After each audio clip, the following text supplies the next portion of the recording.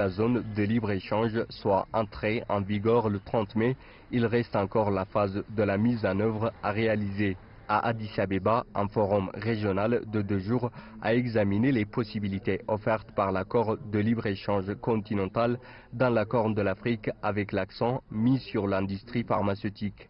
Le forum a souligné que l'application de l'accord qui devrait stimuler le commerce intra-africain de 52,3% d'ici 2022, ce qui constitue un véritable défi pour les pays africains.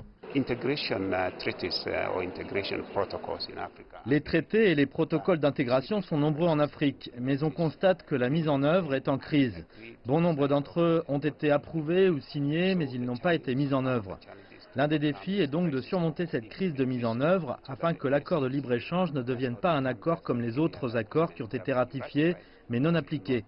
Bien sûr, pour les problèmes que les pays auront à résoudre, il faut aussi mobiliser des ressources afin de pouvoir construire l'infrastructure à la fois des industries et des routes.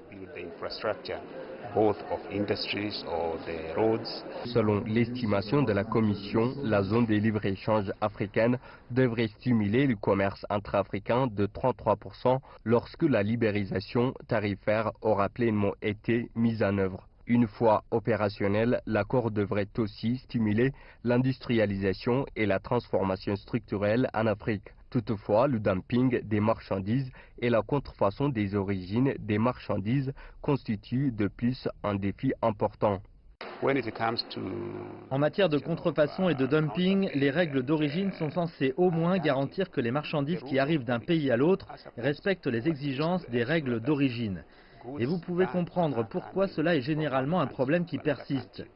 Mais c'est aussi un mécanisme institutionnel qui est mis en place avec précision, alors que la ZLEC devient opérationnelle. Et je pense que les pays africains devraient avoir confiance dans les idées qu'ils ont exprimées dans l'architecture institutionnelle de l'accord de libre-échange.